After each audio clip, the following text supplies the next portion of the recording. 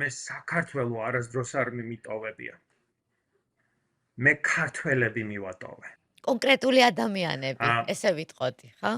კონკრეტული ადამიანები. დიახ. მე საქართველოსთვის ყოველთვის ყველაფერს ვაკეთებდი, რომ გამეცნო ჩემი ქვეყანა, რომ მელაპარაკა ჩემ ქვეყანაზე, აი ჩემს ირგვლივ ნებისმიერმა ადამიანმა იცის საქართველოს სად არის, საქართველო რა არის, საქართველო ვინ არის.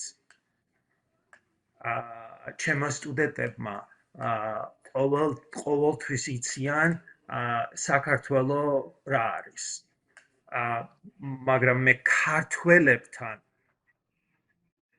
ურთიერთობა გავაახლე 2015 წლამდე. ანუ ეს ბრაზიც გაქრა. თუ არა? კი, ბრაზი გაქრა, იმიტომ რომ ჩემო მეგობრებმა შიში გამიუქმეს, რომ მე აღარ ვიყავი ქართველებისგან ჯაჯმენტი აღარ მქონდა.